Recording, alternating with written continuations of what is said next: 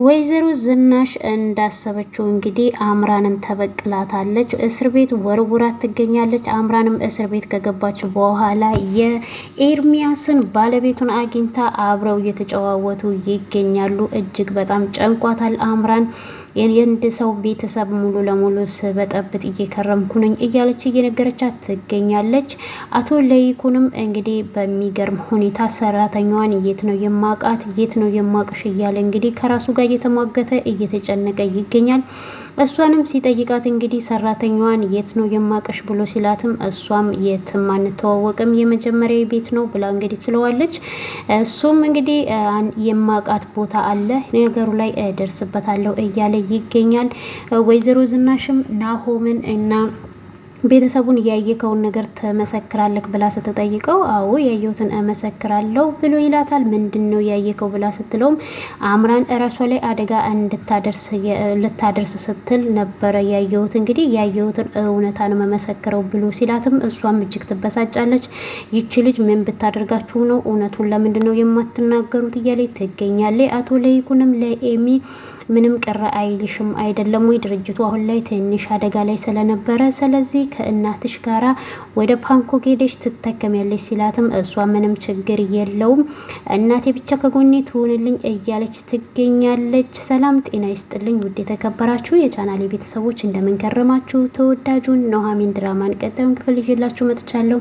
በባለፈው እንግዲህ እንደተመለከታችሁት የሽቶ የውጤት ከኤሚ ጋራ ማች ስላደረገ አቶ ለይኩንን ስታወራው በሰማችበት ድንገት ቅስፈት ውስጥ እንግዲህ ያው ጠርሙስ ሰብራ መጀመሪያ ኤሚ ላይ አደጋ ለማድረስ ፈልጋ ነበረ። እሷም አንድ ክላስ ውስጥ ገብታ እየጮሁ ባሉበት እሷ ወደ እራሷ እንግዲህ ሽጉጡን እንትን ብላ እራሷን ጉዳት ልታደርስ ስትል ናሆም ደርሶ ነበር ያስጣላት። ናሆምም ከእጇ ላይ ከተቀበለ በኋላ አምራን ምንድን ነው እያደረግሽ ያለሽው ብሎ ሲላትም እባክህ ተወኝ፣ እኔ ተመልሼ የዛ ጎዳና መውጣት አልፈልግም፣ ራሴን ነው ማጥፋት የምፈልገው ስትለው እሱ ደግሞ ተረጋግተሽ ነገሮችን ለማስተካከል እንሞክራለን ይላታል። በዚህ አጋጣሚ እሳት ጎርሳ እሳት ለብሳ ወይዘሮ ዝናሽ ከነ ቤተሰቦቿ እየሮጠች ትመጣለች። ልጄ ደህና ናት ወይ? ልጄ ምንድን ነው ያደረግሻት አንቺ እርኩስ የማትረቢ ብላ ልታንቃ ስትል ኑሐሚንም እንግዲህ ተረባርበው ይይዟታል። አሁን ጠርታችሁ እቺ ልጅ በፖሊስ አስቀፍድዱልኝ ፖሊሶቹ እየመጡ ነው ይሏት ይላሉ። እሷ ግን ምንም ነገር እየተናገረች አይደለም። በጣም ደንዝዛ ነበር እየደነገጠችው። አምራን ምንም እየተናገረች አልነበረም። እናም አቶ ለይኩን አንቺ ከዚህ ቤት ለምንድን ነው እጅሽን የማታነሺው? ቆይ አንቺ ብር የምትፈልጊውን አህል ሰጠውሽ እሱንም አጣውሽ ምንድን ነው የምትፈልጊው ብሎ ሲጮህባትም እሷም ይሄንን ቤተሰብ መበጥበጥ ነው ፍላጎቷ፣ ስለዚህ አሳስሩልኝ እያለች እንግዲህ ወይዘሮ ዝናሽ ጩኸቷን ቀጥላለች። ናሆምም እማዬ እባክሽ ተረጋጊ ቢላትም ተረጋጊ አትበለኝ እናንተ እንደውም ኑሐሚን ፖሊሶቹን ጥሪልኝ ብላ ትላታለች። እንግዲህ ፖሊሶቹን መጥተው ይዘዋት ይወጣሉ። ይዘዋት ከሄዱ በኋላ ሁሉም ተሰባስበው አንድ ላይ በተቀመጡበት አቶ ለይኩን ዛሬ ደስም የሚልና የሚያሳዝንም ቀን ነው ብሎ ሲልም ቆይ ምንም የሚያሳዝን ቀን የለም እንደውም በተቃራኒው የሚያስደስት ቀን ነው ትላለች ወይዘሮ ዝናሽ። መለስ ትልና ናሆም መቼም ፖሊሶቹ እህትክንን ልትገል እንደነበረ አሁን ትነግራቸዋለህ ትመሰክራለህ አይደል ብላ ስትለውም እሱም ደግሞ እኔ እኮ የደረስኩት ራሷን ልታጠፋ ስትል ነው እንጂ ሌላ ሰው ልትገድል አልነበረም ብሎ ይላል። ወይዘሮ ዝናሽ በጣም ትደነግጣለች። ኤሚም አንተ ከመድረስህ እኮ በፊት እኔን ልትገለኝ ነበረ በር ዘግተን እኮ ነው ያመለጥናት ትለዋለች። ወይዘሮ ዝናሽም ቆይ ናሆም አሁንም በዛች ለልጅ እያሰብክላት ነው ወይ ብላ ስትለው እሱም ደግሞ አንቺ ስላላየሽ ነው እንጂ ልጅቷ እኮ ልታብድ ነው አይምሯ ትክክል አይመስለኝም ብሎ ሲል አቶ ለይኩን ይሄንን ዶክተሮች እንጂ አንተ አይደለክም እኮ የምታረጋግጠው ብሎ ይለዋል።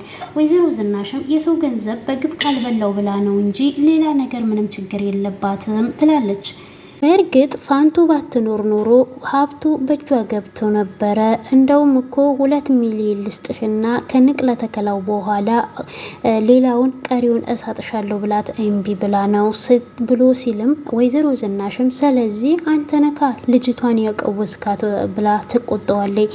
ቶሎ ይኩንም በቃ እንተዋትና እሷን ብናሳስር ምን ጥቅም እናገኛለን ብሎ ሲል ወይዘሮ ዝናሽ እኔ ልጄ ልትገልብኝ ላለች ሴት ምንም አይነት ቅንጣት ያህል ርህራሄ የለኝም ብላ ትመልሳለች። ናሆምን በዚህ ይስማማል። ወይዘሮ ኑሐሚንም ደግሞ ወይዘሮ ዝናሽ ይቅርታ አድርጉልኝና በዚህን ሰዓት ትኩረታችንን ኤሚ ላይ ማድረግ ነው ያለብን ብላ ስትላትም ኤሚም አንቺም መቼም አምራን ነጻ ትውጣ አትይም አይደል እኔ ልገል ያሰበች ልጅ ብላ ስትጠይቃትም ኑሐሚንም ይቅርታ አድርጉልኝና እኔ ልጅቷ በጣም አሳዝናኛለች ነገሮቹን ሁሉ ብትተው እኔ በናሆም ሀሳብ እስማማለሁ ብላ ትላለች። ትታሰር እንግዲህ አምራን ሶስት ሰው ድምጽ እየሆናት ነው። ነገር ግን ወይዘሮ ዝናሽ በፍጹም የምታዋት አይደለችም። ወይዘሮ ዝናሽም ቆይ እናንተ በዚች ልጅ ድራማ መቼ ነው መሸወድ የምታቆሙት ብላ እንግዲህ እሷም ኤሚም ደግሞ ኑሐሚንን እየተቆጣች ነው። እንዴት እሷን ትደግፊያታለሽ ትላለች። ቅመሚትም ልጅቷ እጅግ በጣም ነው የምታስፈራው ብላ ስትል ሽቶም ደግሞ አንቺ ምንም አትፍሪ አሁን ሁሉም ነገር ተጠናቋል ትላታለች። እናም አሁን ላይ እድሜ ለሽቶ ሁሉም ነገር በድል ተጠናቋል ድርጅታችንም ተርፏል ሲል እሷም ደግሞ ከድርጅቱ ይልቅ ዋናው ለኤሚ መድረሴ ነው ኤሚ ብቻ ትትረፍ ሌላው ችግር የለውም ትላቸዋለች። ናሆምም ሽቶን አሁን ከዚህ በኋላ አንቺ ለዚህ ቤት ሰራተኛ ሳትሆኚ ቤተሰብ ነሽ ይላታል። እሷም እጅግ ተደነግጥና ምን ሀልክ ናሆም ትለዋለች። እሱም ይደነግጥና ምን ነው ሳላውቀው ክፉ ነገር ተናገርኩ እንዲ ብሎ ሲላትም አይ ቤተሰብ እኮ ስትለኝ ነው ብላ ትለዋለች። ወይዘሮ ዝናሽም እውነቱን ነው ናሆም አንቺ ለዚህ ቤት እኮ ከሁሉንም ነገር ከጉር ነው ያወጣሽው ብላ ስትላትም ሽቶም አረ እኔ ምንም ነገር የተለየ ነገር አላደረኩም እንዲሁ አታካብዱት ትላቸዋለች። ፋንቱም በጣም ትኩር ብላ ናሆምን እያየችው ነበረና አቶ ለይኩንም እሷን እያያት ስለነበረ ይቅርታ አድርገኝልኝና ለምንድነው ናሆምን እንደዚህ ትኩር አድርገሽ የምታየው ብሎ ሲጠይቃትም ናሆምም እኔም እኮ ይቅርታ አድርጉልኝና ልጠይቅ ነበር ብሎ ይላቸዋል። እሷም አይ ምንም አይደለም ይቅርታ የሰው መመሳሰል ሊሆን ይችላል ብላ እንግዲህ ብለው ስትል እሺ ምንድነው ብለው ይሏታል። እሷ ግን ስራ አለብኝ ብላ ደንግጣ ተነስታ ወደ ኪችን ትሄዳለች። ናሆምም ውሃ ሊጠጣ ወደ ኪችን ከገባ በኋላ እሱ ጠጥቶ ሊወጣ ሲል ድንገት ፋንቱ ሳህን ይዛ ትመጣለች።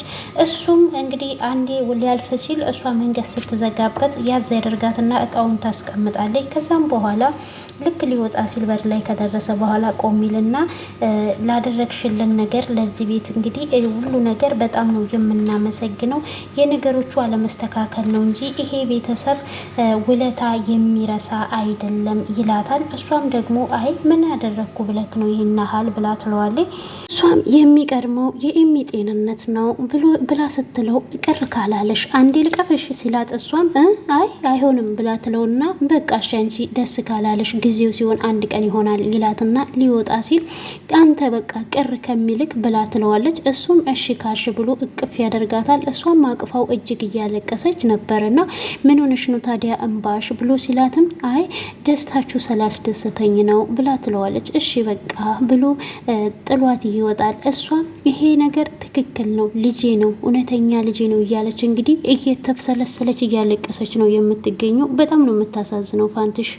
አምራንም እስር ቤት እንደገባች ጩና የምትባል ታራሚ ነበረችና እሷም እንዳየቻት አሁን ለሻማ ውረጂ ትላታለች። አምራንም ግን አልገባትም ነበረ። የምን ሻማ ነው መብራት አለ አይደል እንዴ ብላ ትላታለች። እሷም ጭራሽ እያሾፍሽበት ነው እንዴ ብላ እንግዲህ የዱርዬ አክት ነው የምታሳያት። እናም ብር ከሌለሽ የሻማ መውረድ ካልቻልሽ አሁን እንደ ጉንዳን ጩሂ ትላታለች። እንደ ጉንዳን ደግሞ እንዴት ነው የሚጮኸው ብላ ስትላትም አሁን የእውነቴን ነው እናቴን እየቀለድሽ ነው ቁርጭምጭምትሽን ብዬ ነው ምጠምትነምልሽ አለበለዚያ ትቀጫለሽ እንጂ መቼም አልተውሽም ትላታለች። አምራንም ስላልገባኝ እኮ ነው ብርም ስላልያዝኩ ነው አሁን ባብደው ጄነኝ ግን እቤት ነበር ብላ ትላታለች። እነ ሂጄ ከቤት ብሩን ላምጣው ወይ ስትላትም እነሱም እንግዲህ ይሳሳቁና አሁን እሺ በቃ ምን ዘፈን አልችልም ግን ግጥም ልግጠምላችሁ ብላ ትላለች። ስለከፋኝ እሺ ዝፈኝ ስትላትም ከፋኝ እንጂ እያለች እንግዲህ ስትዘፍን ቀጥያ ሲሏትም ጨርሸዋለሁ ትላታለች። እና ጩና በጣም እየተጫወተችባት ነበረ። ነገር ግን ደግሞ የኤርሚያስ ባለቤት እዛ ስለነበረች እባክሽን ተያት፣ ገና አዲስ እኮ ናት፣ ገና ለራሷ ራሱ ግራ ተጋብታለች፣ ተያት ብላ ትለምናታለች። በስተ መጨረሻም ነው ቁጭ በይ ስትላትም እሷም ትቀመጣለች።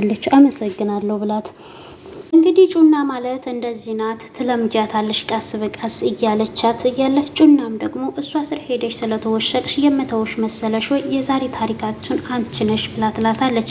አምራንም ምንድን ነው ታሪክ? እኔ እኮ የሚነገር ታሪክ የለኝም እያለቻት ትገኛለች።